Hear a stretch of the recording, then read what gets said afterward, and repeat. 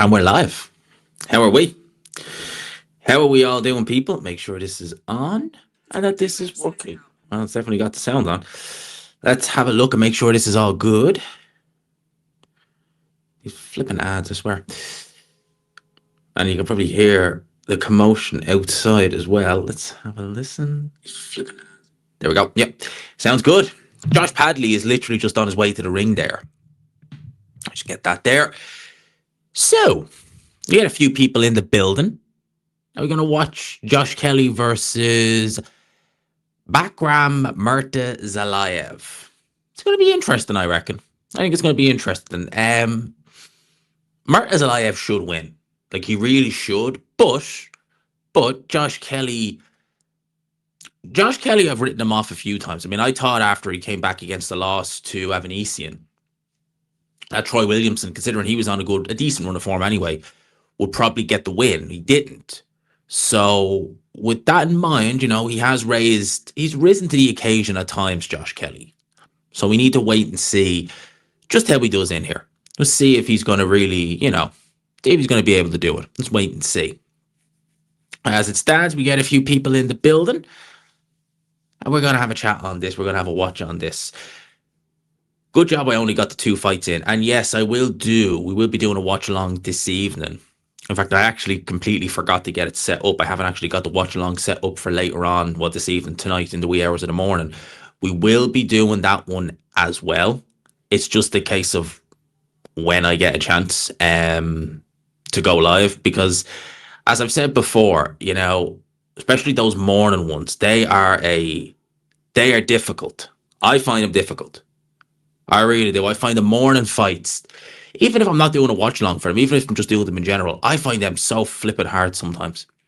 They're just so flippin' difficult. I think because staying up to that time is fine if you're just, if you're just doing it for the sake of it. But once you're waiting for it and this, that, and the other, and they tend to go long. And looking at the undercard, I have a funny feeling, apart from maybe Jarrell Miller, I reckon the rest of them are all going to go rounds. So they're saying 20 past, and again, the time's changing a lot. So they were saying 4 a.m., now they're saying 4:30. So they're pushing it back a bit. So once you start seeing that, you get into the 6 a.m. times. I got to go and I'll say it again. I've never experienced anything like that Canelo Alvarez Crawford card. That thing just went on for an insane amount of time. And that wasn't fun, believe it or not. That wasn't a fun wait. That really wasn't a fun wait. Because, New York cards are so much easier. They tend to be. But they used to be better back in the day, because I remember Wilder on a few of Wilder's cards in New York, and I think a couple of the PBC cards that were in NYC. Like, they were on at like 9 a.m. or 9 p.m. like NYC time, like Eastern Standard Time. So they were so handy. Because if it's 3 a.m., you're talking 3, maybe 2:30 a.m. So it was flipping. That's nothing, really. That's nothing. Whereas the West Coast, they're difficult. They're very difficult, those ones. I think you can hear it kicking off. I reckon there's been a road rage thing outside, because where I live, right? Because I can hear a little bit of shouting going on. So where I live, right, there's roadworks. Now, they're not near me. They're kind of further down the road, but the way they've angled, so the way they positioned this, it's obviously lights, right? And the way they positioned it pretty much on a roundabout, on a little mini roundabout. And every time I walk by, there's always and buses go up that road all the time. So there's always an absolute, it's gridlocked. And you always hear people who are just I thought in Ireland they were bad until I moved to the UK. Oh my God, the drivers in London, I would consider myself kind of somewhat of a patient driver, but don't take the piss, if you know what I mean. But oh my God, over here, you have no patience. I see things and I'm like, why are you beeping your horn? He's not even doing anything wrong. Yeah, they are different gravy over here. As you can hear, listen to the horns going out there. Crazy. But Josh Padley, so here's the thing, right? Josh Padley, fight just started, right? So there's a minute gone already in the first round. Josh Padley's an interesting story, right? So we had that good win over Mark Chamberlain, right? And, how well has that win really aged? Okay, he has that good win. Then he goes and he fights Shakur Stevenson, loses, right? No one was expecting him to win. Fair, so no one was expecting him to win. And then he goes and he fights, I forget who we fought, but he fought some random guy, beat him, fought Reece Bellotti, looked terrible. And I don't know. Josh Padley, it's an interesting one with me. And as Abdullah said there, I've stuck a fiver on Padley to lose. He's definitely better than, look, he's about domestic level, it's fair to say, maybe a little bit above it. But I thought once he went full-time at boxing, because you do sometimes see that with guys when they can go full. Maxie Hughes is the best example. Because Maxie Hughes, when he went full-time, because Maxie Hughes for a long time was working, I think he was working on a building site. So for a long time, he was working on a building site and he was also trying to box, right? And that obviously cost him a little bit. But once he went full-time boxing, I mean, you just saw he went from strength to strength. So it's not always the case because Padley is all right, but I'm not seeing that it like really jump out at me. Like when Maxie Hughes went full-time, you could see the improvement straight away. You were like, oh yeah, you could tell he's really, living the life now. And not that he wasn't living the life before, but he can dedicate himself fully to boxing. And it was like night and day. Like it was literally like night and day. And big up to Railroad Boxing Fan 2000. I think we need a boxing quiz, including G-Man, Ade, a guy called Henry, Hatman, and Proper Boxing. I'd love that. I think that would be a fun one, actually, a boxing quiz. I actually quite like that. Problem is, right, I think with Hatman it'd be difficult because he never goes on camera. So you could get like all of us apart from Hatman on there because Hatman just wouldn't go on camera. So that's not going to happen in that regard. And by the way, 47 in the building. If you could hit the like button, we got to get this stream. Only got 6 likes, seriously. You got to get this stream seen. I know it's normally main event time when the numbers really start going up, but come on, you get the ball rolling on this. I really have a feeling that both Kelly and Stevenson both getting stopped tonight. Well, Kelly, yeah, I hear you on that one. I would say it's the most likely outcome that he does get stopped. I'm going to be very surprised if Shakur Stevenson gets stopped. It's not inconceivable that he loses, although I have him heavy favourite. But for him to get stopped, I'd say that's very unlikely. I just think he's too defensively minded to get stopped, to be honest with you. I really do.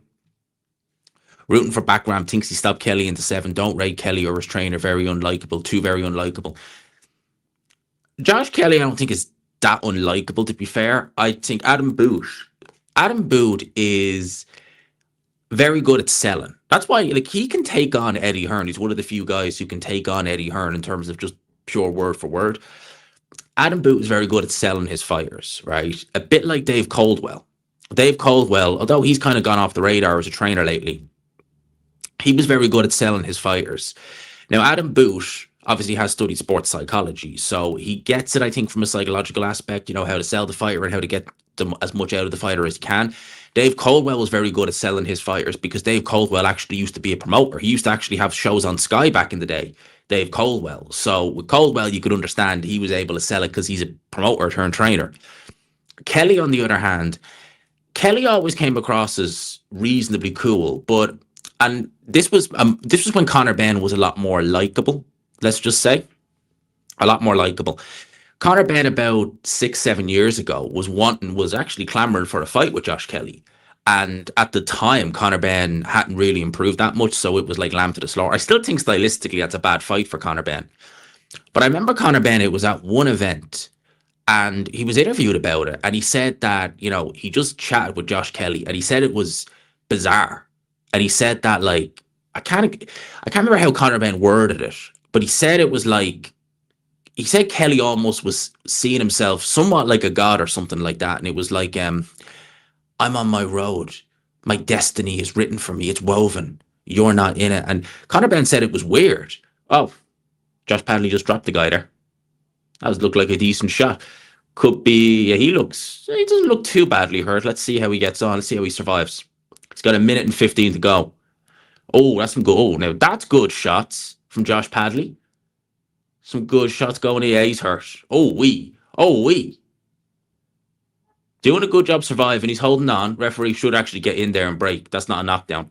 But referee should get in there and try and break them because that's actually not allowed what he was doing there. But yeah, he's still hurt. 50 seconds to go. Some good. Oh, we. You need to be careful, Josh Padley. Holy sh. you nearly walked into a massive one. That's the problem. When you have someone hurt and the fighter's looking to finish him, he leaves defense to one side. You can get caught there. And I just seen his chin way up in the air, and I was like, mate, came very close to getting hit there. Oh, that's it. Yeah, that's it. Yeah, that's it. Boom. Yeah, no way you could carry on with that. Holy crap. That's crazy. We're into the main event next. New York cards are so much easier than Cali cards, yeah. Am I going live? Absolutely.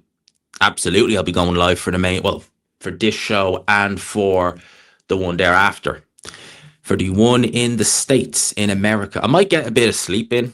Like, I might, once this card finish, go and like lie down for a couple hours and then go and do it. That's what I normally tend to do. I just find it easier just to do it like that. I think I have done a few all-nighters before, and I'm just listening to what's going on. It sounds like they are proper kicking off out there. Like, it's down on the street, because I'm up on the top floor, and they must be loud, because I have all the windows closed in here, and they are proper kicking off outside. A big up to Matthew. How are you? I think PPC do the best events, in my opinion. Atmosphere is different gravy. The problem with PPC events is they haven't been doing enough of them. You know, I remember back in the day, every other week, and this was obviously when they were poaching a lot of fighters and they were buying time off various different networks. Just every week there was a different PPC event. Nowadays, not so much. Do you know what? I didn't see it, but I did hear there was a big brawl after the weigh-in. But I haven't actually gone and watched the video yet. So if you want to let me know in the chat, please do enlighten me on it. What happened? What started it? And what happened? Bakram KO, Shakur knockdown. One knockdown. I don't know. I don't know if I would be. That would be something. I think Shakur would just outbox Teofimo Lopez. I don't think he's going to really go in for the kill. And I don't think he's going to even probably try and stop him. And I read that one. I like Dave. Okay. Damn, yeah. I'm assuming they were, yeah, that bet's gone. That bet fell bad. Did they fight already? Well, the co-main, Josh Padley, just fought. And he stopped the guy in 2 rounds. Quite devastatingly as well. There's Frank Smith, good old Frank Smith. Padley stoppage was easy money. He's fighting the can. So Devin Haney started it, did he? Okay, we're brawling. Started by their entourages. Yeah, entourages it can go one of 2 ways. You can get an entourage like the Furies, where you have John Fury headbutting people and stuff like that. You get an entourage like Dylan White's entourage never really caused per se that much trouble. I think they see like Baby Ting and people like that, and people just know better than to do anything. Who does Padley fight next? Well, he's won the EBU title. So he's European champion. So he looks to be, I would imagine, angling for a world title shot. I would imagine that's the route he's looking to go down, going down the road of a world title shot. I want to see I beat the final boss, walking Josh Kelly out. I beat the final boss. I beat that final boss. It sounds like I beat the final boss. Mexican road sweep vibes. Shakur Stevenson seems way too emotional for this fight. I'm not sure if that will play out. Well, it's funny you say that, right? Because do you remember there was a lot made of it at the time when Shakur Stevenson lost in the Olympic final and he started crying. A lot of people at the time were saying that was a bit strange. You know, he was crying. It was a bit strange. Tiger Johnson was getting attacked by Haney's entourage, and in entourage and Bill Haney even got in the mix. Damn. You got to do a watch along. Oh yeah, of course. I just forgot. It's only when I went live I was like, damn it, I forgot to set up the live stream for this evening. So I will do it once I finish up here. And by the way, there's 73 people in the building, and I've only got 16 likes. That's really? Come on, you got to hit the like button. And thankfully, because I did a live, I think on Tuesday or Wednesday, and thankfully since then, normal service has been resumed. I'm getting I'm getting decent views, and growth is getting back. Thank God. Thank God for that. It's weird, like, I think that, because I'm seeing it across the board on Fight Disciples and things like that, the views around are not incredible. Like, mine haven't really, they've been a little bit down this week, but I'm getting new subscribers, which is the main thing. So it's been, I think we're through the hard month of January, and I think brighter days are definitely ahead, because this month was long, and this month, certainly from a YouTube wise, I remember even saying it the other day, was a little bit. It was weird because my views were still good, were still really good, but it just nothing was happening in terms of growth. But thankfully, that has changed over the last few days. And we're nearly at 26,700. Thank God for that. We're nearly at that, which is crazy. Because I was thinking, God, I've got like a week with getting low numbers. What the hell? And thank God it's not that. Padley opponent didn't seem okay from the first round. Why did the guy bleed from the armpit? I didn't see that. Damn.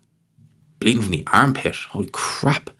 Are you watching the boxer show after this? No, man, not really. Well, not at all. I'm not really interested in watching the boxer show, truth be told. Um, I like Francesca Hennessy, but I'm not going to do a watch along for Francesca Hennessy. I'm way more intrigued in this main event, which will probably be soon, very soon. Like, we're probably going to be done this in the next hour, which I didn't expect it to be this early, to be honest with you, because that's the co-main event done. And this is standard Matchroom. They're not going to waste time with just, waiting around and stuff like that. A big up to Adam. How are you, my friend? How are you? Happy New Year to you, mate.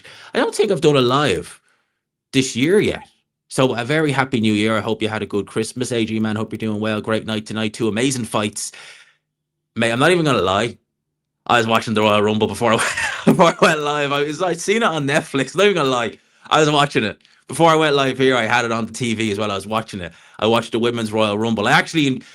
I very seldom, but these days I never watch WWE. But something like WrestleMania or the Royal Rumble, yeah, I'll watch it. I'm not even gonna lie, I enjoyed it. I watched like the last like half hour of the Women's Royal Rumble. I'm not even going. There's no point lying. I flipping enjoyed it. It was really good. I watched WWE back when I was a teenager, and that was back when the girl wrestlers were absolutely garbage. Like, I mean, we know WWE, it's scripted, it's predetermined, but you need ability to be able to do the moves and do it safely. I watched WWE in a time when those girls, literally, you'd probably believe it's real, because they were messing up so much. You were thinking, that can't be fake. Look how bad they are. Look what they're doing. They're messing everything up. Whereas the Women's Royal Rumble I watched there before I went live, I was like, damn, these girls are legit. Like, they're athletic. They're really good. So I'm not even going to lie. I enjoyed that Royal Rumble, man. I did. I'm not even going to lie. If this finishes as early as I think it might, because the co-main is next, I'm probably going to watch the rest of the Royal Rumble. It looks dead, though. Like, the atmosphere in Saudi, it seems all right, but it looks half empty, the arena. Because they're obviously, for those who don't know, the Royal Rumble's in Saudi Arabia, which I have to say, right, the WrestleMania next year is in Saudi Arabia, and WrestleMania is done over 2 nights, right? The last WrestleMania I remember watching in full live was me and my friends. WrestleMania, what one was it in 2015? Because it was 2015 the last time we all stayed up and watched the WrestleMania. They were on Sundays back then. We were all in college at the time. And we stayed up. It was which one was in 2015? Was it 30, 31? It was one of them. It was one of the early 30s. I remember that. So wait a minute. If last year was WrestleMania 32 or 42, no, last year was 41. So it would have been 31 because 10 years. So we stayed up. That's the last WrestleMania I remember watching. And we had to stay up all night to watch it, right? Because obviously it's UK time, or obviously, US time. But because next year it's in Saudi, it'll be going on at this time. So I can actually watch it. Well, I might not. Well, consider it's in Saudi. They are going to wheel out all the oldies. Like, you're going to have The Rock and everyone out there, because Saudis really seem to like the old wrestlers for some reason. Don't know why. They were great in their primes. I mean, I don't want to see The Undertaker ever wrestle again. Great win for Josh. Got an in-training camp vlog with Josh Padley on my channel. Really, mate? I'll have a watch of that. I do enjoy the in-training vlogs. They're very good. They're very fun to watch. Jacob Bank on the zone fought well. Spencer Brown has been bigging him up. He does that with a lot of people. Who they feed him to in the summer. I didn't see him, so we'll have a look there. Same as, mate. Same as. And if I didn't say already, thank you for the 25 quid, mate. If I didn't already say it, thank you. On Josh Kelly, is he going to win early rounds and get stopped? Well, he did something similar against David Avanesian, although it was very, like, I think it was the first 2 rounds he won, and then literally it was just done. Like, that was it. He fell apart after that. Because I think he was stopped in 6 rounds, and the first 2 rounds of that fight, he looked really good. He looked in form. He looked sharp. And then I know he got cut over the top of the head, and it was from a punch as far as I believe. Well, it would have to be. You can hardly have a clash of the heads and have it on the top of your head. But once that happened and he started getting hit, he just fell apart, like, really quickly. Like, really, really quickly he fell apart. So we've seen that with Josh Kelly before. Yeah, that guy. And Josh Padley's not a noted puncher as well, so that's good. That's a decent performance, if nothing else, from Josh Padley there. Because he is not a noted puncher. Where are we at? This month has been saturated with content from YouTubers. Yeah, it's been saturated with boxing news, but not a lot of boxing, which is the problem. And that, do you know what, right? Going into this month, like, say the month of November and December, it was just insane how much stuff was going on. And it seemed like this month would be a good one because you had the Atelma card, you had a few things going, and then the Atelma card got binned. There wasn't, it's, all I will say is March and April, oh boy. March and April are going to be, oh boy, months. They are going to be unreal. I mean, I can't believe that we're getting, and if you think about it, neither are on pay-per-view. We're getting Chisora Wilder, and I think that's a fun fight. I'm going to say I think it's a really fun fight. If Chisora Wilder, and then the week after we've Tyson Fury back against Makhmadov, neither are on pay-per-view, at least at the time right now. On the zone, it's not pay-per-view, Chisora versus Wilder. I'd be very surprised if it stays that way, just truth be told. I mean, if Sky were going to do it, I don't know why the zone wouldn't. But, you know, if it isn't, then, you know, let's wait and see. Is it me, or why does Boxer shows always? He really doesn't. Yes, and it's nearly always Boxer who do that. It's really annoying. And I suspect that maybe they're the dates that BBC are giving him. I don't know. But, no, actually, because he's cancelled shows and moved them back. So maybe it's not, but it's really frustrating. It is. It's really, really frustrating when that kind of stuff happens because, look, the show that's on in the Copper Box, which is in Stratford, which is, you know, not a million miles away from me, then the shows there are not bad. Like, tonight's show was not terrible, but this is better. You want to watch this show. It was like that when they were going to go up against Parker Wardley. I mean, like, the fight turned out to be good, JVTKV versus Fraser Clark, but thank God they moved it back because it was never going to go up against that. I think it ended up going up against Ben Whitaker, which, you know, that was easier to go up against because Ben Whitaker was fighting a no-hoper. But, you know, still, now they look and can wrestle. Not that I watch it, but the Jade Girl is fire. I don't know the Jade Girl. I didn't see any Jade Girls in there. There was no one in that one I was watching by the name of Jade. I remember back in the day, some of those female wrestlers, holy crap. Holy crap. Some of them were absolutely insane how good looking they were. I think some of them did Playboy back in the day. And of course, you know it was Vince McMahon because he was, you know, delighted at the fact that my girls are in Playboy. You know, I'd say Vince McMahon absolutely had a field day. In fact, there's a lot of talk that he had to, well, that there was NDAs of millions for at least one of the girl wrestlers that he was, you know, back in the day. That's alleged anyway. That's part of the lawsuit that's going up against him. Yo, big up the Hot Video 1890. Nice one, mate. When is the fight time? Luca, I think it's pretty much now. The card's been...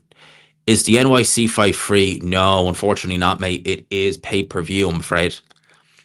I haven't been able to keep up with boxing, truth be told. Started a business. Man, really?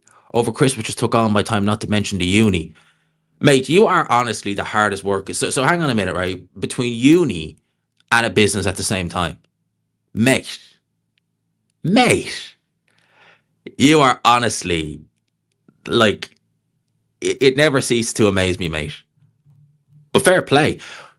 What kind of business, if you don't mind me asking, of course, is it? Because I'd like to know. Because who knows, maybe it's something that I'd like as well. There's a guy. Please stop spamming the chat. All right, you get put on time out for that one because he was asking me that in the previous live as well. I think he asked Ade that as well. It's weird, flipping weird. I don't see why another man would want to know. Like I literally do not want to know anyone else's. Like none of my friends. But that's one thing we never talk about. As in, like we never talk about the body count. It's weird. John, if you have unlimited pass. Oh yeah, if you have that. And big up to Absolute Boxing. How's it going? It's going pretty well, man. It's going pretty well. Like I said, January's been a bit of a quiet month.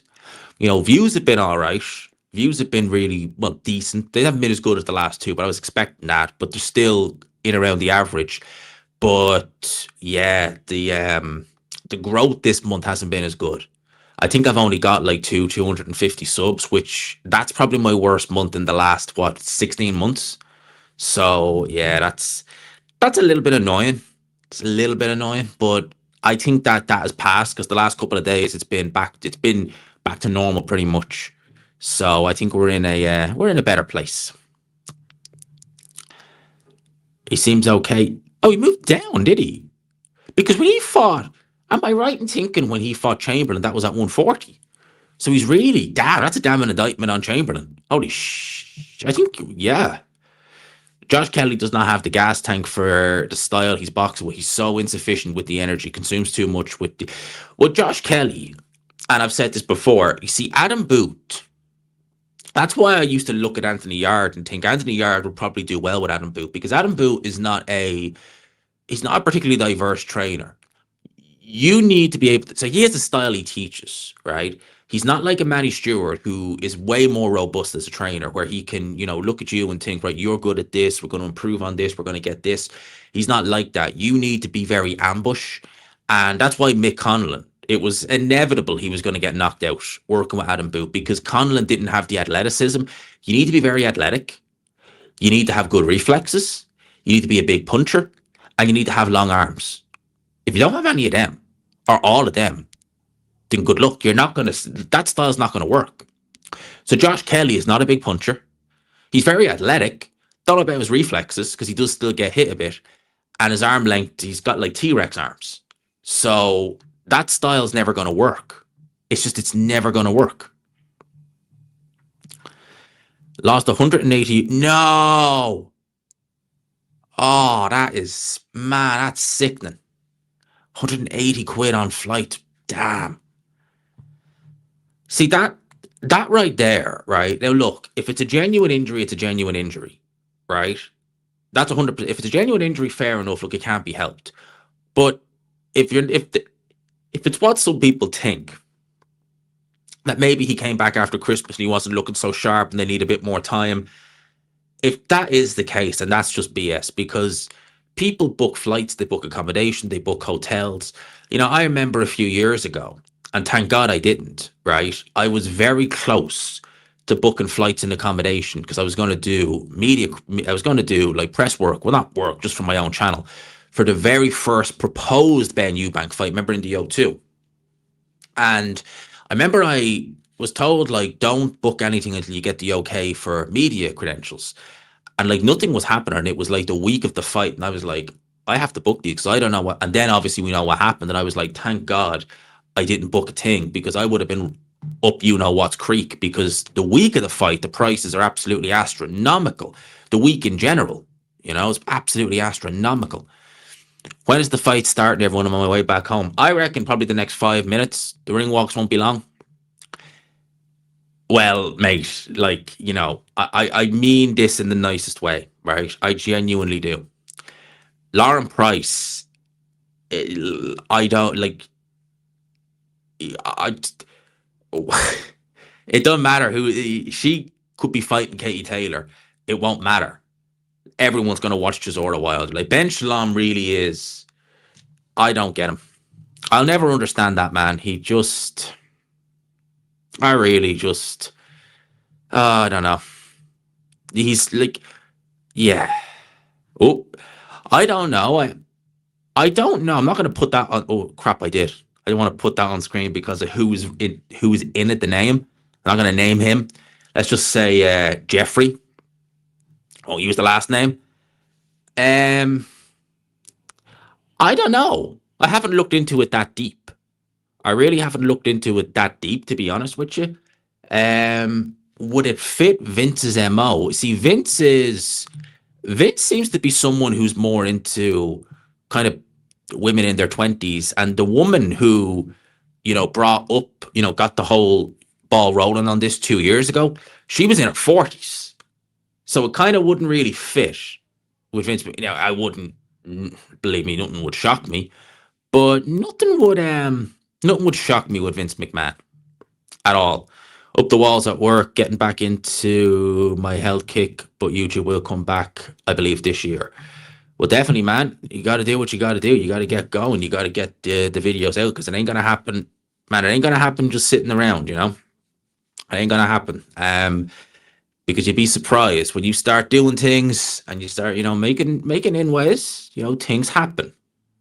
There might be something happening for me soon. We'll wait and see. That implies that I know something, and we're waiting to see, but there could be something. There could be something pretty damn good. Possibly. It's not confirmed yet, and it probably won't be until March, but we'll wait and see.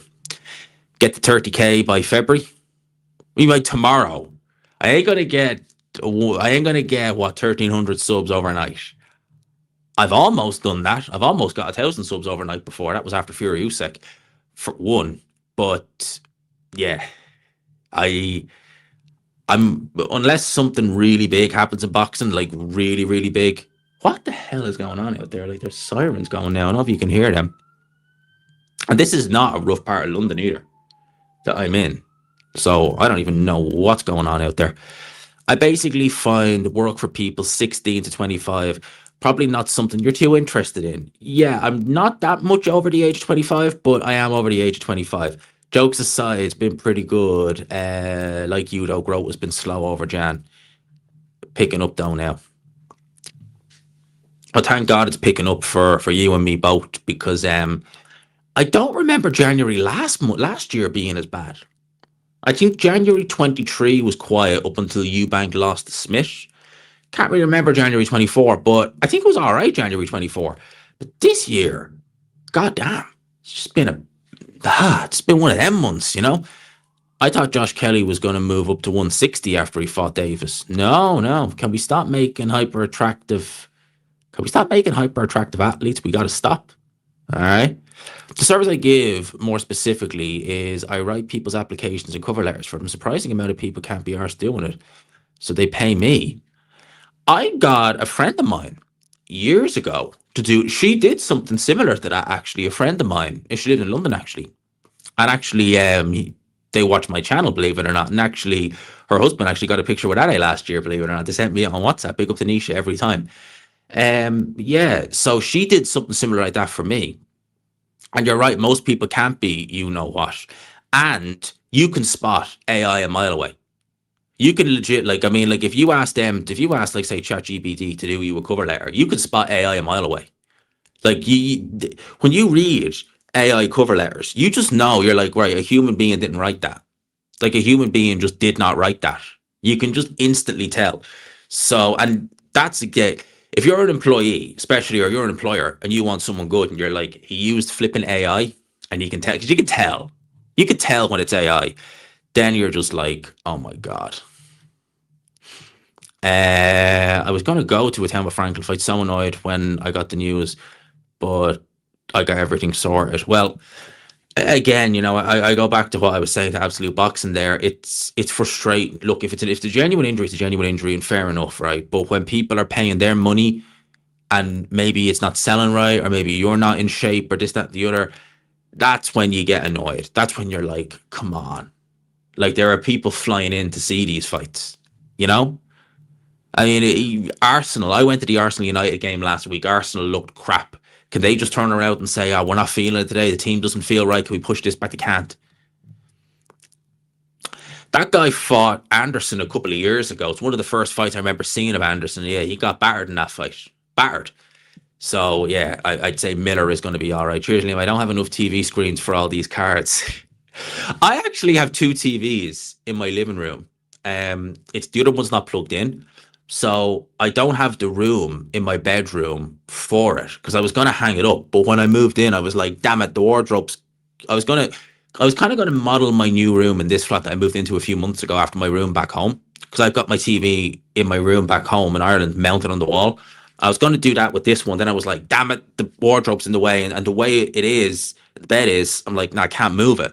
So I have two TVs in my living room. That one's not plugged in because I've only got two sockets. So I've got the TV on the wall, which is mounted on the wall that I'm watching the zone on, plugged in, and I have my Xbox plugged into the other one that I brought from Ireland over Christmas. It's been a godsend, that Xbox. It really has.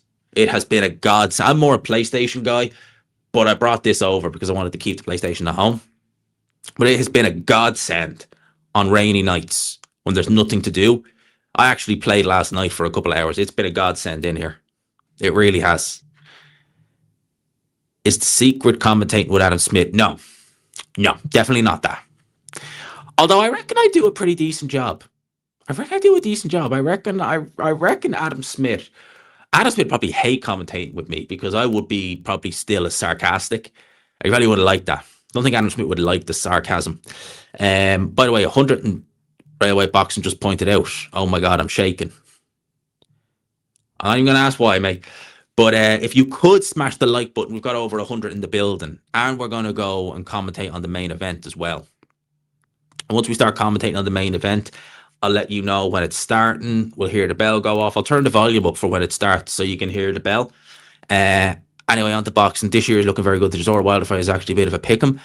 I do think Chisora does it, but Wilder is doing better, so who knows?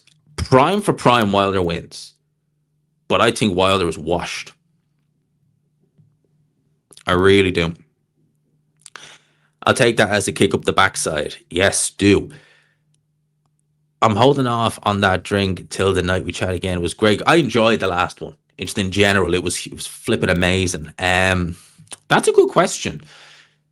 See, the problem is now Ade is doing that like African boxing now, so he's going to be away at least once every month or two. So it's getting times now.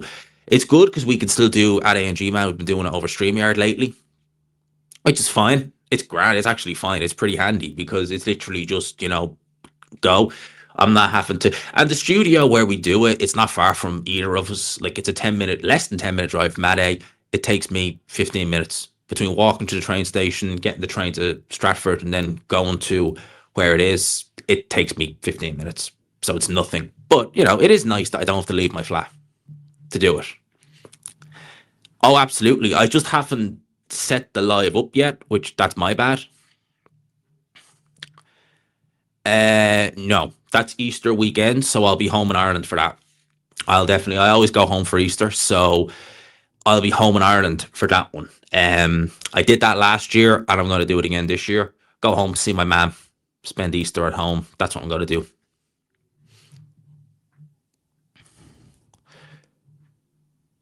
That might be an idea. The problem with that is, right, there's two problems with that, right? So having like someone like yourself on, be cool, be no problem.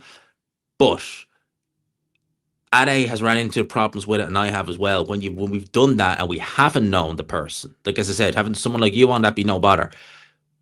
But you don't know who might rock up, and they could do something or say something naughty, or God forbid, show something naughty, and it f's up the whole stream.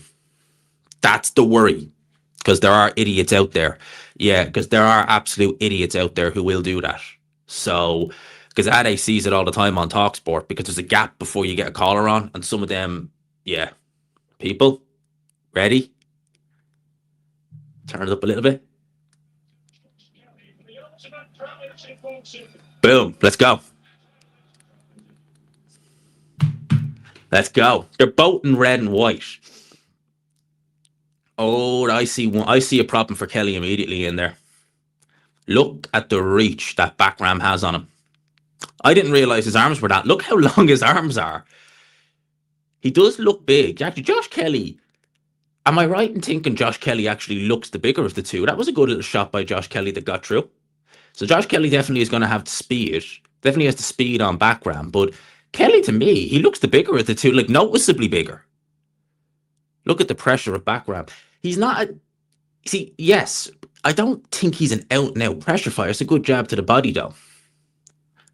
I don't think he's an out-and-out pressure fighter. Like, I've never really seen that from him. Now, if he is, that was a decent shot from Bakram. McKelly, he just fell into that there. And that's the thing. You don't want to be doing that because even if you're not hurt, which you didn't appear to be, you don't want to be giving off vibes to the judges that you maybe are. What round is this? We're 1:55 left in the first round. So right at the very start, mate. Right at the very start. You don't want to be giving off those vibes. Now, Kelly, I think Kelly knows because you see this, right? He's looking to lunge in. I think he's looking to try and ambush because Kelly normally gets the jab going early on. Like he got a good jab off there, but it was blocked.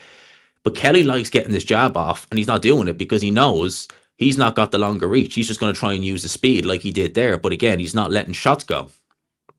Like he literally threw one shot, did a little move, and Bakram just had to stand there. He didn't have to do anything. And I'm liking the fact, see, Kelly's wasting energy. Look what Bakram is doing. He's not really, like, he's just taking center of the ring. He's just moving around. But he's actually staying put pretty much in the same place. Kelly looked to lead in there with an uppercut. That's ridiculous. Don't do that. But Kelly is bouncing a little bit too much. He's moving around a little bit too much. And he is going to waste energy doing that. He's biting on some feints there as well. There's 55 seconds left in the first round. And although Bakram, he hasn't let many shots go. And there you go. Jab to the body and Kelly misses. And Kelly's very open defensively. Again, that's fine against a certain level of opponent. He's been able to get away with that. But I think Bakhram Murtazaliev is a hell of a lot better than the guys he has been fighting. And yeah, it's a very wide stance. And the thing about that wide stance is he's able to like kind of stand there and he's just moving. He's just moving his legs. He's just moving his legs and just kind of pivoting off his foot. When Kelly is just bouncing, moving around the ring and just running around, not running, but, you know, bouncing up and down, wasting energy. That's a good jab to the body again from Bakram. That's been a good first round. You see, Bakram has the longer reach. And I think Kelly's aware of that because Kelly is used to being the... And you see, look at that. Josh Kelly can't really get offense off because Bakram is just keeping him on the end of a jab.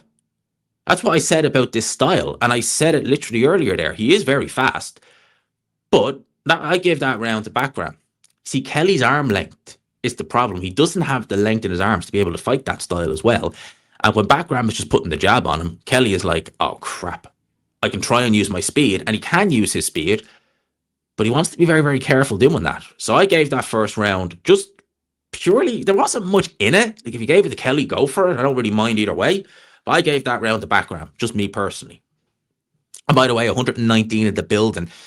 If you're liking the commentary, do please consider hitting the like and hitting the subscribe button. We're trying to, keep the growth going. Let's see how we go. But yeah, that first round I gave to Bakram. Be interesting to know how the judges would have scored it because not really much happened. Yeah. Actually, Kelly in one of the exchanges came off worse. Yeah. Caught with a little left hook. Now, no, not really much power on it. There's nothing to worry about, but Bakram doing all right defensively. All right, round two underway. Round two now underway. I gave that round, I agree with Alistair there. I gave that round to Bakram.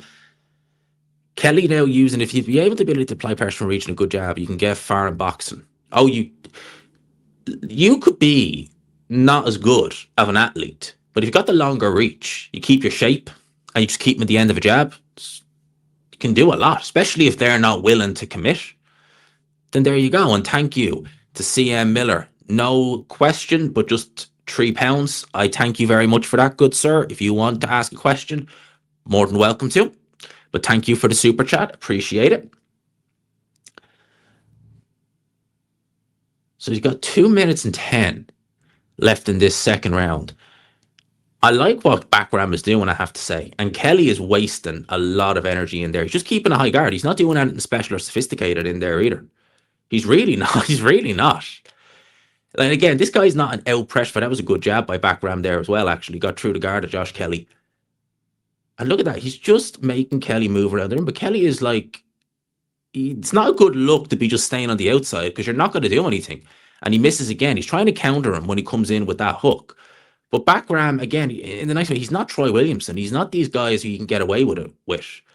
And this is something similar. Now, Avanesian, when he fought Kelly, Avanesian's actually shorter, more compact, with a very high guard. Very high. And he just hits you anywhere. That was what he did so effective against Josh Kelly. Now, early on in that fight, he did take some shots. But Josh Kelly, I think, is not a devastating puncher, so it never really bothered him that much. And it's kind of a fight where you're waiting for Murtazaliev. You think something's going to happen, but you're just waiting for it. And that's a good jab again. But Josh Kelly was able to counter there with a fast jab. He was in range. He was actually able to get a jab off there. And a minute left in round 2. The high guard from Murtazaliev. That's a good shot to the body from Murtazaliev again. Keeping it at range. And all the while pressuring Josh Kelly. But that was Josh Kelly. That was a good little left hook. It wasn't anything special, but he was able to get it in. At least grazed Murtazaliev. Who, again, I can't get over how big Josh Kelly looks in there in comparison. I wonder if he loses this fight, is he going to move up to 160? Because he looks way bigger. Way bigger. 30 seconds left. And now he's holding. That was actually a good move by Kelly. But again, no shots landed. It's nice to, get in and turn him, but you didn't do anything. Now, Kelly is definitely looking to set up a right hand. And he's looking to counter from, like that. But again, there's no use trying to counter if you're on the end of a jab and you're outside of his range. Like, you need to take a half step in. You need to do something. Oh, that was a good left hook by Josh Kelly. He caught him there. And there's the hand speed from Josh Kelly. That's better from Josh Kelly. Now he's got Bakram's attention. I want to see a replay of that. That was good. That was good. Now, that probably won Josh Kelly that round. That was a good left hook.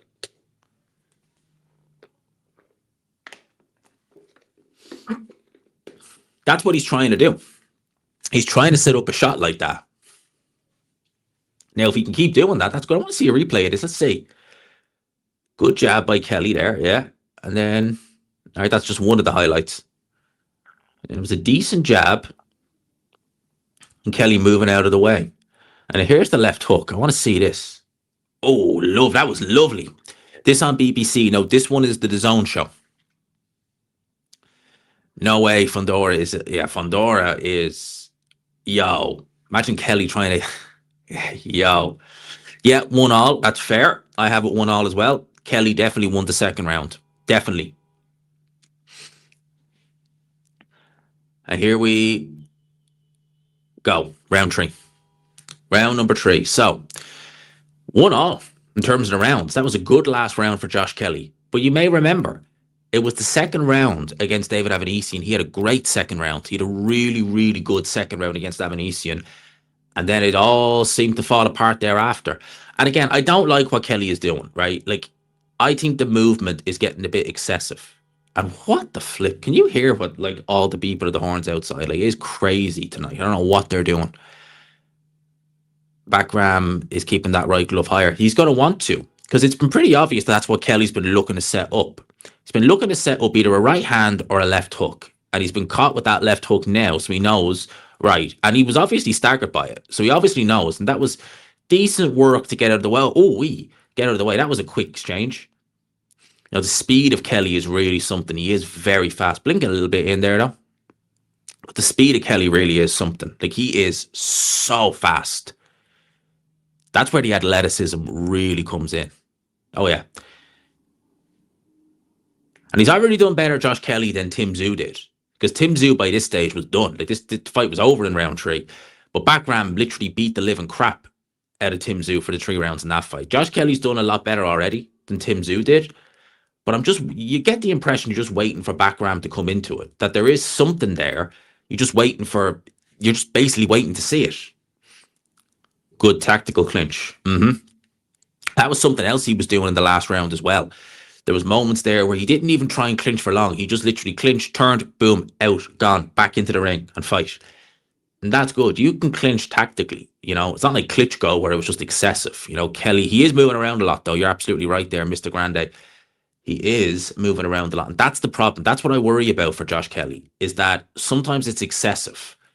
And that's when you start to slow down. And if you're slowing down against someone like Bakram, you're in trouble. There's the Sauerlands. Thinks that Nessa Sauerland, the promoter of Josh Kelly. Bear in mind, this is a Matchroom show, but Sauerland are the actual promoters of Josh Kelly. You need to remember that. He's not an Eddie Hearn fighter. It's the pressure from Bakram, isn't it? Well, he is pressuring Josh Kelly a lot in there. And as I said, Josh Kelly is moving a lot. Now, you could say he's a mover anyway, but this is excessive in a sense of it's just bouncing up and down, up and down, up and down, when he doesn't even need to be. Like, I get it. You want to stay on the balls of your toes. You want to look for opportunities to jump in, but you are going to waste a lot of energy doing that. And I think that that's going to get excessive from Josh Kelly. Like this round right here, hasn't, watch it on the Zone, man. That's the best site you can watch it on. Josh Kelly right now, it's like, look at that. And, oh, wee. That was an interesting exchange at the end of the round. And that was a fairly dead round. Yeah, Kelly has the jab to the body. Who moved more? Man, that Jake Paul moving was insane. Running to victory. Well, I mean, like that round right there, I don't give even rounds. I never give even rounds. But like that round, you probably could give even. Nothing happened. Like literally flip all happened. There was a little nothing exchange at the end of the round, but like not much really happened there. He pressures the hell out of Bivol. You mean Beterbiev? Because Benavidez never pressured Bivol. Bivol is known to have a good gas tank, but was forced to move more than he wanted to and slowed halfway. Yes, and that did happen. And he was better prepared for it second time. And I think Beterbiev, because it definitely wasn't Benavidez, I think Beterbiev, yeah, I was going to say, I was reading that and I was like, huh? I was like, unless I'm missing something. That round was a tricky round to score. You might, I don't like giving even rounds, so I'll just give it to Kelly, because the judges probably will. So I've got a 2-1 Josh Kelly. I'm tired, bro. You and me both, man. You and me both. Good job. It's a bank holiday for me this week. 2-1 to Kelly. Yeah, you could have it either way, to be honest with you. I'll give that round to Kelly, but I don't really, I'm not really going to say either or. If you gave it, I thought he was hurt there. The way he went back, it looked like he was staggered. Holy crap. That actually got my heart jumping there for a sec there. That's interesting stats. Total punches thrown versus landed. That was a good body shot from Murtazaliev there, though. That's a good Murtazaliev body shot. I'm surprised, actually, Kelly has thrown so little. And that was, again, tactical clinching. And by the way, 168 in the building. If you haven't already, do please consider hitting the like and subscribe button. Only takes but a split second if you enjoy my commentary. Misses with a right hand, Josh Kelly there as well. Is it me or some of the shots he's thrown, even though it is only round 4? There's definitely a bit of, like, they definitely don't look as fast. They're not slow. They don't seem as fast as they did the first couple of rounds. And bear in mind, he's only thrown 52 shots in this fight. Down goes Murtazaliev. Wow. Josh Kelly dropped. He's not hurt. He's not hurt. Damn. He dropped Murtazaliev. Wasn't hurt, though. It's fair to say. Like, that wasn't a devastating knockdown. But goddamn, that's a Josh Kelly round. So, what is going on here? What is going on here? Let's just keep watching this. That's crazy. Oh, that was low. No, referee, that was low. That was naughty from Kelly there. Have a word with him over that. That's crazy. All right, a minute to go. Maybe that's what Murtazaliev needs, because he wasn't hurt by that knockdown at all. But maybe he needs to just go for broke and just, tuck up, charge forward, a bit like what Avanesian did. That's going to give Josh Kelly a world of confidence. Yes, it wasn't a devastating knockdown by no stretch. Murtazaliev wasn't hurt at all. But he's been down now. So what happens? And if the judges are giving Kelly these rounds, well, there you go. That's crazy. I was not expecting that. And that's a good clinch by Kelly. It's a good tactical clinch there. People, 20 seconds to go in round 4. Kelly scoring the knockdown and moving well. I'm stunned by that. I still can't believe that. I wasn't expecting that at all. That's one thing I just didn't think would happen was Murtazaliev touch. Has he ever touched down in his career? and trying to hit Josh Kelly's body, but getting nowhere with it. As round 4 comes to an end. Let's see a replay of that, people. That was wild. That's wild. Holy crap. People, that is wild. Let's see. All right. Goes in with a well, look, it was a jab, off balance, but still. Loops in with a right hand. Takes a jab from Josh Kelly. Yeah, look, not legit knockdown, but it was very silly. Because that's a knockdown that didn't need to happen. He wasn't hurt at all. But that's crazy. That's actually crazy. I was not expecting that at all. Yeah. Oh, you could see the way he just launched in, and that jab had no power on it really, but just if you're off balance in that square, literally a little push. When Mike Tyson got dropped by Holyfield in the first fight, he came in square, he was hit like in the chest because he was off balance. Down he goes. He wasn't hurt, wasn't a headshot, but it's a knockdown. Round 5 is underway. So Tony Bellew gave rounds 1 and 3 to Murtazaliev, rounds 2 and 4 to Kelly. Obviously an extra point for the 10-8 round. I can't disagree with Tony Bellew's scorecard. I gave Josh Kelly round 3, but you could have given it either way that round. So I can't say his scorecard's wrong because that round literally could have went either way. Like it really could have. It didn't. Doesn't matter who you gave round 3 to. It could have went either way.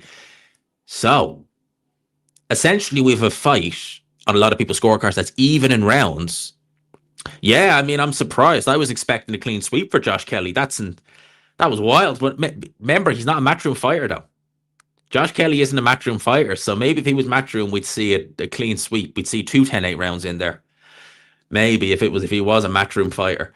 So we've got 2 minutes. Oh, a lovely little counter there, and he's holding that glove up. See there, he's holding it up really, really high. He's wary of that left hook coming as well.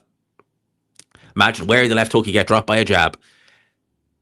But that jab is actually landing a little bit more from Bakram, who is he is applying pressure, but you can tell he's not an out-and-out pressure fighter. You can just tell that. What's the score? Oh, now that was a good shot. And Kelly felt that a little bit. Is that really a 10-8? Has to be. It's a knockdown. So you got to score a 10-8, yeah? Unless Bakram came back, which he didn't, and dropped Kelly or really put a beating on him, you got to score a 10-8. That's how it is. It's the rules. And Bakram up on. Oh, that's a lovely jab from Josh Kelly. Straight through the guard. Straight through the guard by Josh Kelly. That was a lovely jab. Or do you have to just saw the knockdown? Yeah, it's not inconceivable that you could have it even in the number of rounds, but Josh Kelly with the 10-8 round. Now, I gave Josh Kelly rounds 1, 3, and 4, obviously, so I have him further ahead, but round 3 was nothing. You could have given that either way. You literally could have. Nothing happened. So 55 seconds. Bakram's more aggressive in this round, definitely. And he needs to be. He absolutely has to be more aggressive in this round because he's fallen behind in this fight. And this is a trickier round to score. Kelly's landed a couple of good jabs, but Bakram's pressure, he has got a few shots in there. But he is still waiting a little bit. And Kelly's not doing a crazy amount. The problem is, if you keep fighting like at this pace where like he's not setting a crazy pace, but he's moving an awful lot. If you do that, you will run the risk of running out of gas. A lot of lateral movement. Good way to get out of there. Seems to be slowing down a little bit. You would expect that, mate, though, at this stage. Well, I suppose 5th round. It's not even that late. But he is moving a lot. And the more pressure that Bakram applies, the harder it's going to get for Kelly in there. Because he is someone who... Oh! All right, that's one Kelly this round. That was a lovely left hook. Seems to be enjoying himself in there a little bit. Yeah, doing well, isn't he? He's doing all right, isn't he, this guy? So people, 189 in the building. And by the way, if you are enjoying the commentary, which I hope you are, by the way, I really do hope you're enjoying the commentary, would you please consider hitting the like and subscribe button? In particular, the like and subscribe button. It's free. It doesn't cost anything. And it's helping the channel because you've gained a few subs already in this live, which I'm very happy for. So if you could, please consider hitting the like and subscribe button. It would greatly appreciate. I'd greatly appreciate it. Yes, he's, even with the high guard, the jab's getting through. Like, the jab is genuinely getting through. He's doing all right. And there's the knockdown. Oh, sorry. He almost got, I thought that was the knockdown again. Bro, kiss the counter. Round number 6 is now underway. Let's go. Let's roll. Round number 6. I'm actually enjoying this fight. It's not a barn burner, but it's intriguing to watch. Really is. It's like a lesser, Adam kind of called it, it's like a lesser Beterbiev Bivol. You know, they're like nowhere near their level, but it's similar kind of style, if that makes sense. Obviously, but Bivol's a lot better than Kelly. But you're just waiting for something to happen. Oh, that was interesting. Damn. This is getting interested in here. Kelly is actually doing really well with the counter. Yeah, and there you go. Very effective with the clinching. So Murtazaliev was able to get some shots off. Kelly is there, and he's like, crap, what do I do? Just hold. And that's simple as. You're shutting him down. You're shutting his offense down by just clinching. It's very effective. It might not be pleasing on the eye, but when you have a pressure fighter and you can't move, just clinch him. Let's just clinch him, and there you go. It's done. The referee's going to have to break. You can start moving. You can get your offense back off. It's actually very simple, rather than just constantly relying on that lateral movement, which he is kind of still doing to an extent. And there's a good clinch again. You know, clinching, the bigger guy, when he's trying to pressure you. Yeah, I've got a 4-1 to Kelly as well with the knockdown. So it's starting to get to a stage now where he's building up a big lead. A big lead by Josh Kelly now at this stage, you would imagine. Because, again, Bakram's not landing enough. He's trying, but he's not. And I would argue he's probably not throwing as much as he maybe potentially should. Potentially, anyway. Murtazaliev. I wonder if the inactivity, I'm sure it has played a factor. Murtazaliev eye looks puff. I think Kelly, I think Matchroom Kelly's promoter now, and they're managing him. Oh, really? I haven't heard anything about that, but that would make sense because Sauerland seem to be not really doing the shows anymore. It tends to just be fighters fight with Matchroom, but work with them and stuff like that. So that's a good point. That's a lovely hook again. Kelly needs to keep working that left hook because he can't seem to miss with it. He just lets that left hook go and it just seems to land. And there's another right hand that goes in. And again, these shots are just missing Josh Kelly. He's doing really well in there. I'm liking what I'm seeing from Kelly. I have to say, he's doing a great job. 35 seconds left in this round. And it's another round I'm giving to Josh Kelly. And you know what? Earlier on in the fight, Bakram was doing all right. He wasn't letting a crazy amount of those, but he's doing all right. Kelly seems to be just getting into his stride now. He is slowing down a bit, but he seems to be just getting his boxing in. He just seems to be enjoying himself in there. He's flowing a lot. Yeah, Bakram's missing him with these shots. They're going nowhere, and Kelly is just moving. Honest to God, right, I wouldn't be shocked if Eddie Hearn does do that fight. I wouldn't be shocked because they've been trying to do that fight for years, or they were trying to do it years ago. Makes sense. And to be honest, I've always fancied Kelly in that fight. Always fancied Josh Kelly against Conor Benn. Always fancied him in that fight. Just think stylistically, that's a bad style matchup for Conor Benn, especially considering the fact he's small. He's not a natural pressure fighter. He's crude. I think Josh Kelly, even if Kelly loses, I think Josh Kelly would light Conor Benn up. I think he'd light him up. I always felt looking at that fight from a styles point of view, I was like, yeah, someone fast and athletic like Josh Kelly, he'd light Josh Kelly up. Niall O'Connor thinks the fight is something. It's not a crazy good fight, but it's not bad at the same time. Like I said, I think it's like it's like a Wish or Timu version of Beterbiev Bivol. That's how I see this. It's not great, but it's not terrible at the same time. What do you think, man? How do you have winning? I've got Kelly well ahead now. I mean, the only round I've given to Bakram is the first round. And you could maybe make an argument he won round 3, but I've only given him 1 round. Seriously, round 7 is underway now, by the way. So we're halfway through the fight. It's getting to the stage now where Bakram's going to need a knockdown because he's already 1 more point behind because he's got a knockdown scored against him. So he really needs to get a move on. And Kelly doesn't seem to be slowing down that much. He is slowing a little bit, but he's not standing in front of him. He's moving away whenever he gets a chance. He's clinching tactically. And yeah, I think this is a decent fight. It's not great. It's not great. It's not, Thriller Manila, but it's not terrible at the same time. It's pretty good. And there you go. Tactical clinching again. You see? Able to grab, able to move, avoid any issues. Doing a lot better. Yeah, a lot of people thought he'd be stopped by now. He might still, but he's doing very well in there. He is running a bit, and he is, but Murtazaliev's doing absolutely nothing with it. And I think if you're really trying to, effectively pressure and you're just not doing anything, but the guy's also not doing anything, okay, fair enough. And he is really bad defensively. That's the problem. You see, if you're running, not really just pot shotting, they're not really landing either, I can understand how you wouldn't give the guy rounds. But the problem is Kelly's landing every round. He's landing something, and he's landing something eye-catching, and he's not getting hit with anything eye-catching. That's the problem. Like now he's backed up into a rope or backed up into a corner, able to get out, no problem. Murtazaliev throws 2 shots. That's not enough. You get your guy backed into a corner, you'd be throwing more shots than that. 1:25 to go. Oh, that was a close left hook. Thought he landed it there actually for a sec. That's a lovely shot from Josh Kelly. Look at that. Just right round the guard. Hands down by Josh Kelly. Bakram, all he can do is just try and close the ray, but he's not able to do it. Not able to do it at all. This is the guy with the longer reach, who was actually doing all right with that longer reach at the start of the fight. Now what do you say? It's gone. Like, he's not using that reach at all.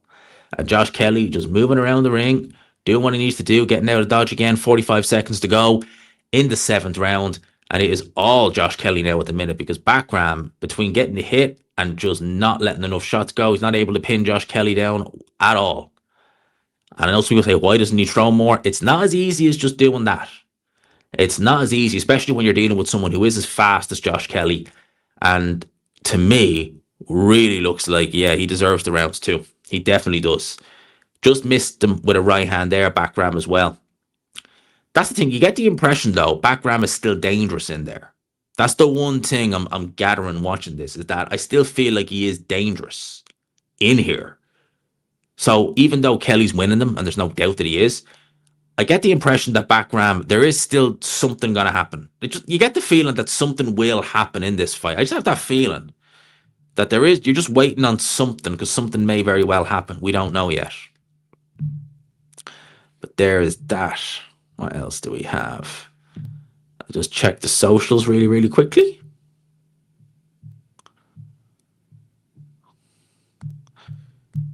There we go.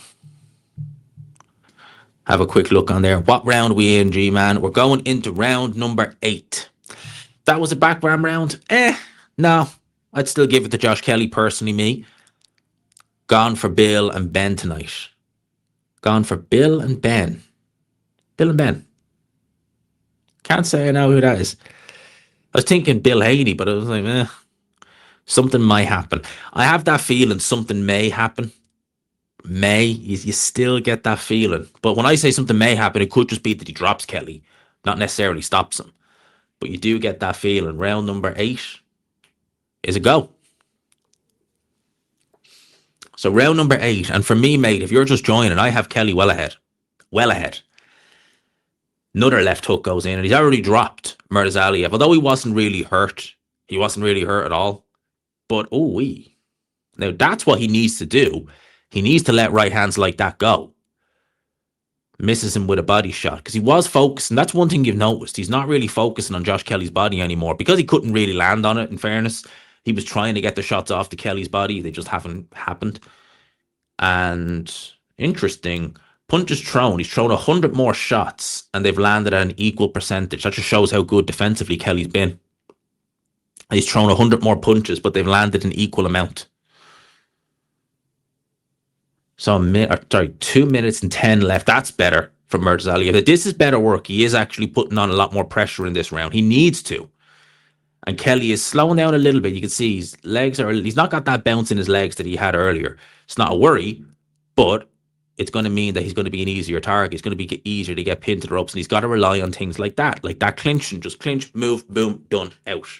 That's what he needs to do. He needs to keep doing that. Might not be pleasing on the eye. We might not all want to see it, but it's the best thing he can do, because he nearly got hit with a big left hook there. And Murtazaliev, trying to set it up with a lazy jab. That's never going to set a right hand up like that against someone like a Josh Kelly. He'll see that coming a mile away. Look at that. Nice little combination from Josh Kelly there. Again, just a grazing right hand. Gets the jab through the defense again. Not good. If you're Bakram, you should be letting the jab go through like that. It's better work in this round from Bakram. Oh, until. Oh, that was a good combat. I thought he was hurt there for a sec, Bakram there. He just appeared to kind of freeze a little bit. All right, this seems to be slightly better from Kelly now. He's chasing Kelly too much. Someone like an Alexander Usyk, if someone was doing that, he's so good at cutting the ring off, it's crazy. Whereas some of these fighters, they get into a rhythm of just following the fight around the ring, and that's just no good. Cut them off, close off any exit points, and just start letting the shots go. That's how you do it. You don't just follow them like Bakram is doing here. All right, now 30 seconds to go. And this is a better round for Bakram, but still, Josh Kelly's landed some good shots. He absolutely has. He's landed some good shots this round. I probably will just give it to Bakram just on the activity, but Kelly's landed some really good shots in there. And I think that left hook, if that had landed, that could have been interesting for Josh Kelly. 10 seconds left in round 8. So we get into the latter half of this fight. And Kelly's winning it for me, lads. But I think Bakram is going to come on stronger now. Because that was definitely that was a better round. I give him that. That was a better round. He did much better in that round. So how do we have it, people? How we all have it?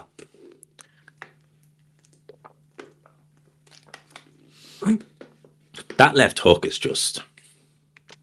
He can't stop it. He can't see it coming. It's so fast. As soon as that left hook gets thrown, it's just boom, done. It's landing.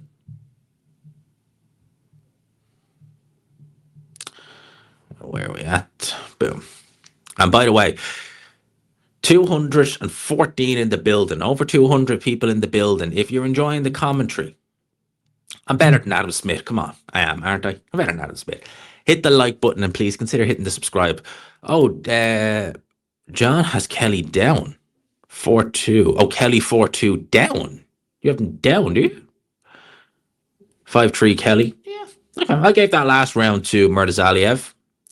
I gave it to him. And if you give him maybe round 3, yeah, it gets a bit closer. Okay, so Tony Bellew has Kelly ahead.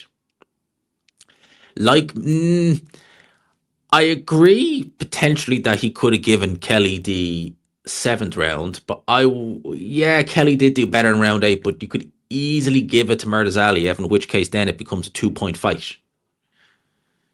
It's going to be interesting now if it carries on at this trajectory towards the end, how they'll score it. You would imagine Kelly would have the rub of the green from the judges. You would imagine, but you never know.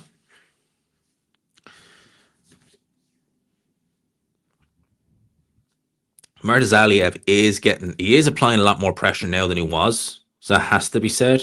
Tony Bellew ain't got a clue. Well, I was going to say, we only realizing that now. Kelly landed a good left hook again. That left hook is just landing every chance he gets on Murtazaliev. Murtazaliev can't see it coming.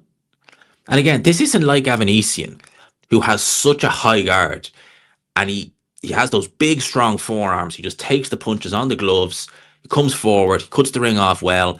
And he just charged you down. Oh, that was a knockdown. That's a knockdown. That's a genuine knockdown. Yeah, he caught him with that left hook. That's a knockdown. That is a legit knockdown. He caught him with that left hook. Down goes Josh Kelly. I told you there'd be drama, lads. I told you. Right, let's go. Let's see what happens. How's Kelly going to react to that? The third time in his career he's been down. And he clinches straight away. He's looking at Adam Booth. He is looking distressed. What's he doing? Why is he looking at Adam? That's not a good sign. Come on. So what are you going to do, Josh Kelly? There you go. You have to hold. He's hurt. And Bakram knows it. That was a great left hook he landed. Oh, that was another right hand goes in. That hurt Josh Kelly again. Nearly went down there again. And Bakram is going to be feeling this now. He knows he can hurt Josh Kelly. He knows that it's there. And Josh Kelly, he was looking distressed after that knockdown again. Well, he almost went down again. He's got 45 seconds to go. And this is crisis time. We've seen this happen before in his career. How is he going to come through? Because that was a lovely left hook. And he's holding a lot. The referee is going to need to get in there. And that's actually helping Josh Kelly by doing that. I know he needs to have a word with him, but that is helping Josh Kelly by doing that. 25 seconds to go here. What round is it now? Round 9. And Kelly's just been dropped. And unlike Bakram's knockdown, this was legit. He was hurt. And he's still holding on. But it looks like he's going to get through this round. Bakram looking a bit annoyed there because he's not able to get any offense on Josh Kelly. And Josh Kelly seems to have his head cleared now. But he's touched down. That's a... Oh, that's a knockdown. That's a knockdown. That's a knockdown, ref. That was a punch went in. That was a knockdown. What the fuck? I want to see that again. That punch went in. That was a knockdown. Sure as hell looked it to me. That looked a knockdown to me. I'll see a replay of it, but that looked a knockdown to me. Mate. I want to see a replay, not just the knockdown. Oh, let's see it, right? Lovely left hook. Oh, look at that. Right on the top of the head. And Kelly went down. That, what round? Round 9, going into round 10. And that was a lovely left hook. Oh, man. Did well to recover from that. Boom. That was a lovely left hook. Peach of a shot. But I want to see a replay of that second knockdown. So, here we go. Jab. No, that's a knockdown. The feet did come together a bit, but that's... listen, Bakram was off balance from when he got his... not his knockdown, so there you go. You got to call it. That's a knockdown in my book. So let's see how Josh Kelly is. He did. They came together a little bit, but the shot still went in. Let's see now. Can Josh Kelly come through this? He nearly went down again there. That was from a body shot. Right. He does not... Josh Kelly doesn't seem to be able... once he goes through adversity, he just seems to just lose all that confidence straight away. And he was doing so well in there.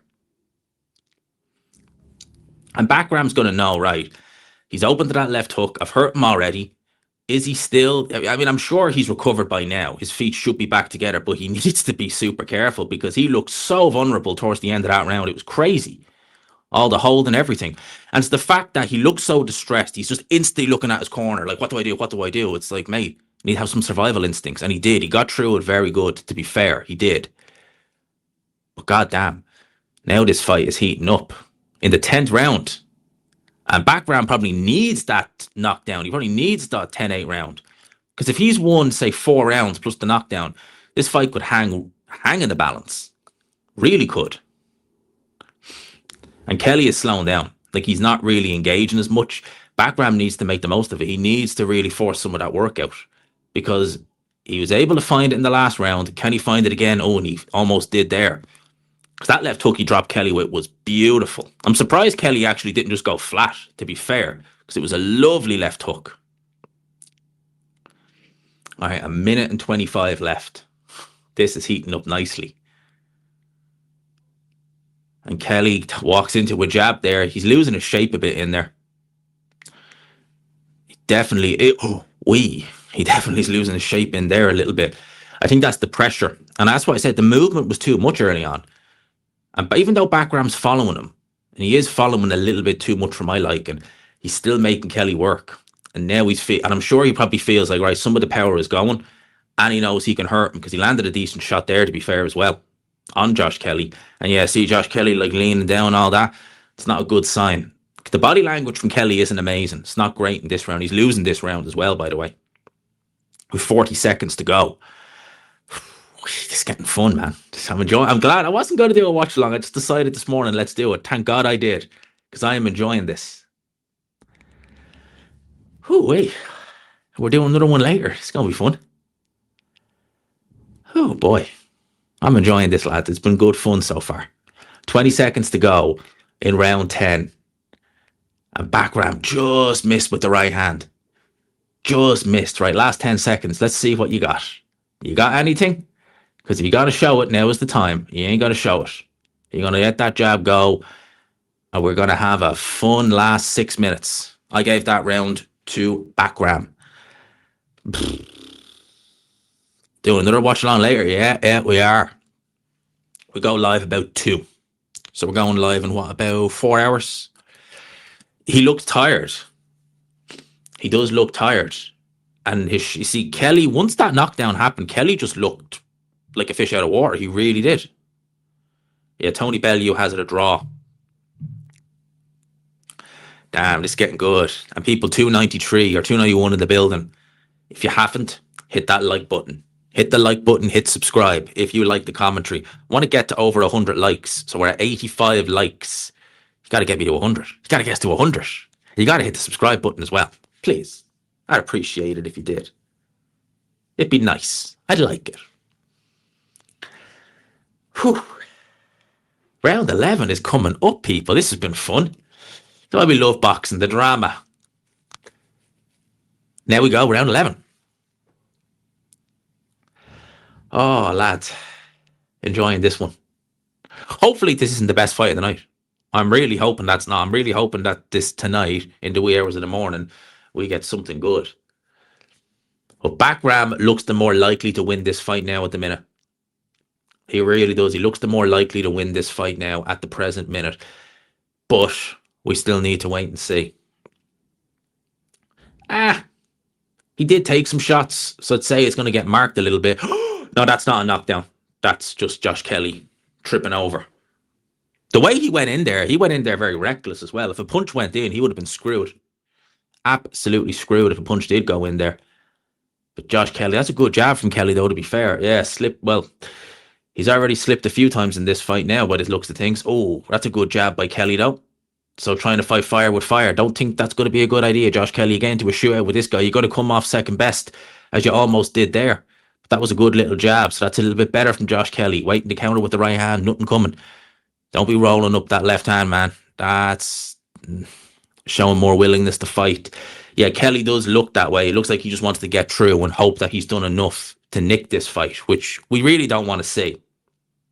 You want to see a guy go in there and win it and not just try and see out the remainder of this fight, because you could go ahead and lose. And there you go. He's having to clinch again, walking into more shots from Bakram. And we have seen Kelly unravel in the past. There's another left hook that almost went in again there. A big up to Matt Borgeson for the super chat for the £5. I'll read it now in a sec, man, but I don't want to take my eyes off this fight at the same time.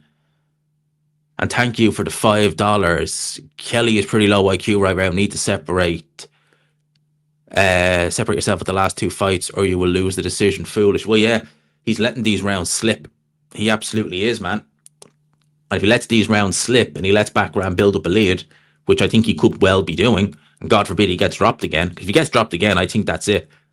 I don't think he'd be able. I think mentally he seems like he's just away with the fairies. You do learn a bit. The Fury and Ngannou fight was crazy. I'll never forget that. I still don't think Ngannou won. I still think Fury. Oh, good jab from Bakram. It's a very good jab. 30 seconds to go, and he is letting those shots go again. And they're actually looking fast from Bakram now. They aren't looking as forced as they were early on. Yeah, stop running, because that will cost you. That will absolutely cost you, because they ain't going to give you the fight if you just keep running. I thought Kelly was all right. He was never that high on my list of people who I think will do something. But 10 seconds left in round 11, and Kelly is getting hit a good bit in there, and he's losing this round for me as well. Damn. One more round to go. It all hinges on round 12, lads. This is crazy.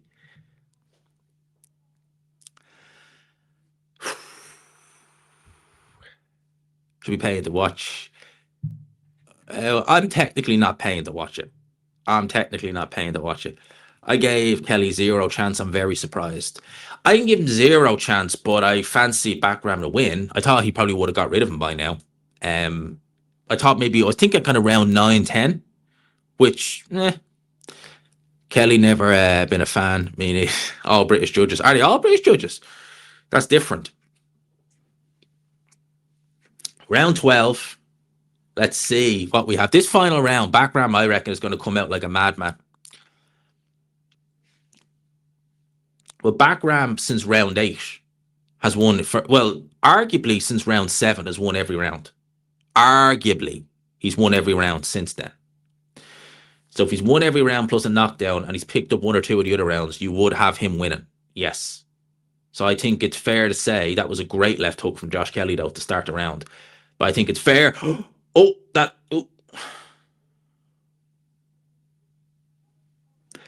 Bloody hell, man.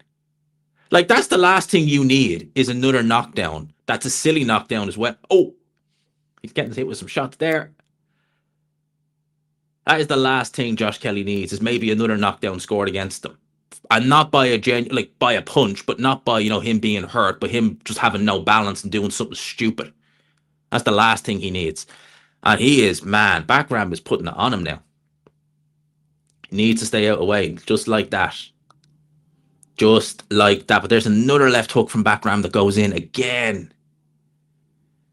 And he gets the right hand in. And Kelly is falling apart in there. And he's still got 2 minutes left to go in this round. And Kelly just ain't going for it. They are cheering. The corner of Bakram are very animated. They are telling him to get going and get a move on, because he's feeling it in there now. And Kelly is literally looking like he's about to unravel again. No, he is just trying to survive. And he's even looking at the corner again. Looking at that corner again is almost like, what do I do? Like, could you imagine him in there with a boot or someone like that? They'd have a field day with him. Oh, is that a knockdown? No, referee not ruling it a knockdown, but this isn't looking good for Josh Kelly. I'm not going to lie.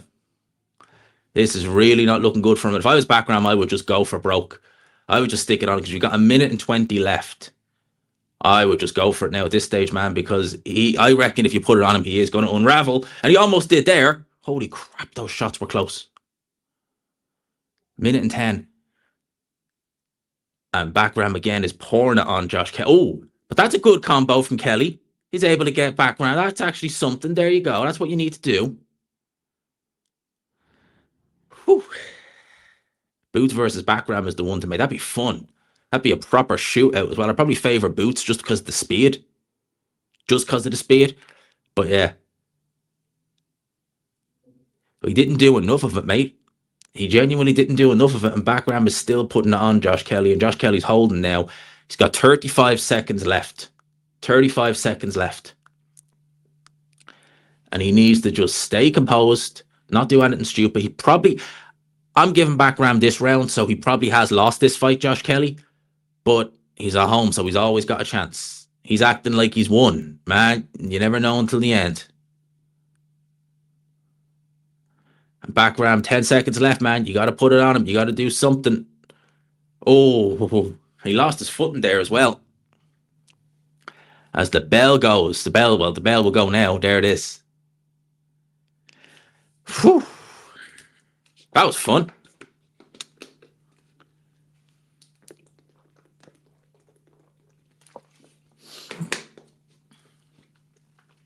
That was entertaining as hell. Sauerland is very happy.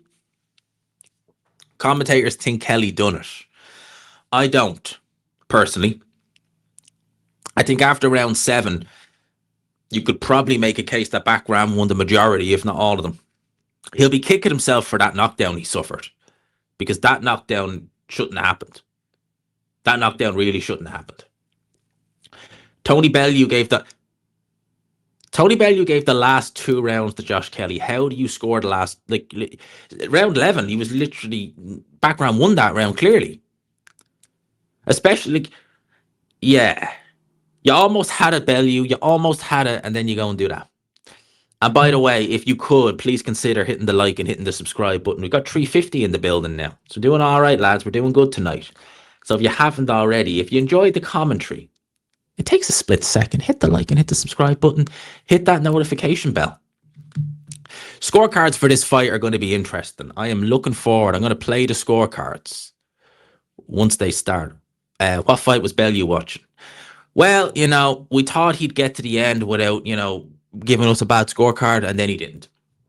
He came so close. He came so close. You had a bit of hope, and then he just didn't. Yeah. He must have thought better. Someone must have said, oh, we think Eddie Hearn might be signing Josh Kelly. Really? All right, let me just change these scorecards. What cologne are you wearing? Well, my favorite cologne is Blue Water by Davidoff. I always use that. That's my go-to. Let's have a listen. Bakram won round 11. Oh, yeah. God, yeah.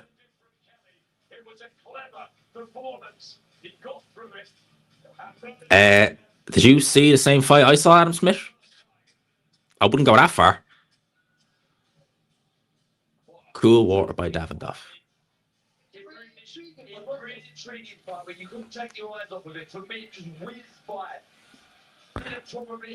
You couldn't give Kelly. No. He didn't. He definitely didn't win the last 2 rounds. But let's wait and see. I thought Bakram is, for me, is just nicked this. Just nicked it.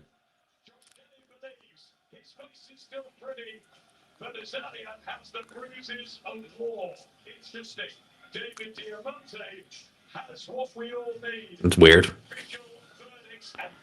Let's have a listen. It didn't take a long time, so this means it's fairly unanimous. Normally it means it's fairly unanimous, but it doesn't take a long time. Ladies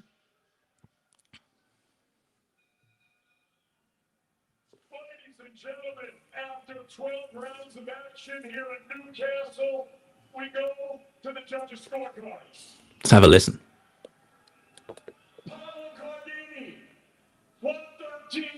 113 even. John Basili, 113, 111. Steve Josh, I heard someone say it's for Josh. 113. So, for your winner by majority. I think they gave it to Josh. All right, Josh Kelly's world champion. I don't agree with that. They spoiled it because I could hear someone say in the background, "Oh, it's for Josh." I was like, "All right, so we know who's won it now." Can't say I necessarily agree with that. The cards were close, but it was a close fight. Can't say I necessarily agree with it. But Josh Kelly is the winner. He's now IBF world champion. That's crazy. I never thought Josh Kelly would be a world champion at one stage. Never in a million years at one stage I thought Josh Kelly would ever win a world title. So he's proven me wrong, very wrong there. Damn. It was, yeah. Like, I don't, it's not a test, not robbery. Certainly not that. But, yeah, I can't say I necessarily agree with it, but all right. All right. So, people, I am going to record my post-fight review now. And in about 4.5 hours' time, 4.5, 5 hours, we'll be going live again. So, busy night tonight, people. Busy night tonight. Thank you, as always, for locking in. I hope you all enjoyed it. If you could, I would greatly appreciate it. If you could, hit the like button, hit the subscribe button, and hit the notification bell. I will talk to you in a wee bit. And as for now, I hope you enjoyed the commentary. I really do. I really hope you enjoyed the commentary. For now, I'm turning that off. I'm going to get my post-fight out. So, people, stay tuned. Peace and love. Oh, that's end. I was almost pressed the... I almost kept it... Thank you, mate. Appreciate that. Won a dangerous champion props. Absolutely.